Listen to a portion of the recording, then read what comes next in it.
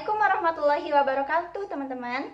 Perkenalkan, nama saya Indah Kirana Sumarman dari Prodi Pendidikan Matematika Universitas Siliwangi.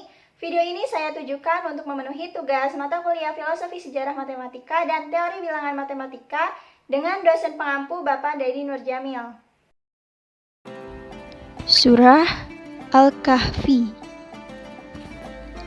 Surah Al-Kahfi disebut juga Ashabul Kahfi. Dinamai Al-Kahfi dan Ashabul Kahfi yang artinya penghuni-penghuni gua.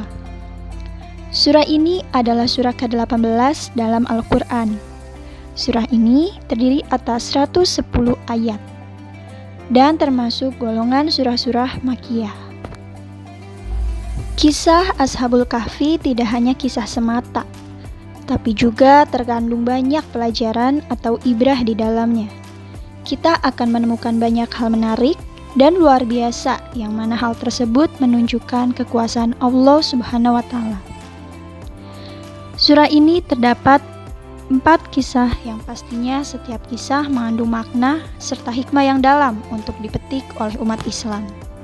Kisah yang pertama adalah kisah dari para pemuda yang memiliki keimanan yang tinggi dan berusaha untuk menghindari kezaliman. Hingga kemudian mereka masuk ke dalam goa dan akhirnya ditidurkan di sana. Sehingga namanya adalah Ashabul Kahfi yang artinya adalah para penghuni goa. Penggambaran dari kisah tersebut membuat siapapun yang membaca seharusnya dapat mengambil hikmah bahwa seseorang pemuda harus bersikap dengan sikap yang benar. Kebenaran tersebut dilandasi dengan logika yang baik dan keimanan yang teguh. Sungguh teramat sayang bila kemudian masa ada kita sekarang masih banyak kurangnya. Kurang dari sisi ilmu, fisik, apalagi keimanan yang lemah. Kisah kedua adalah kisah tentang pemilik 2 kebun yang terdapat pada ayat ke-35 dan 36 yang memiliki arti, dan dia memasuki kebunnya sedang dia zolim terhadap dirinya sendiri. Ia berkata, "Aku kira kebun ini tidak akan binasa selama-lamanya, dan aku tidak mengira hari kiamat itu akan datang. Dan jika sekiranya aku kembali kepada Tuhanku, pasti aku akan mendapat tempat kembali yang lebih baik daripada kebun-kebun ini."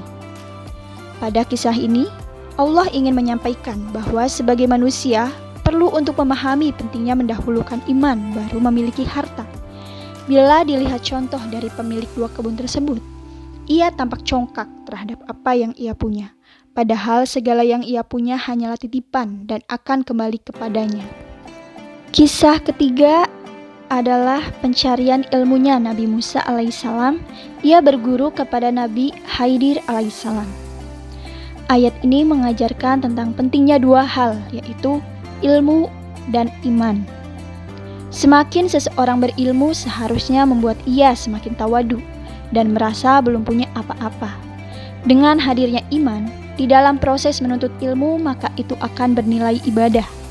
Dan ingat bahwa Allah akan meningkatkan orang yang beriman serta berilmu beberapa derajat. Kisah terakhir yang terdapat dalam surah Al-Kahfi ini adalah tentang sosok bernama Zulkarnain.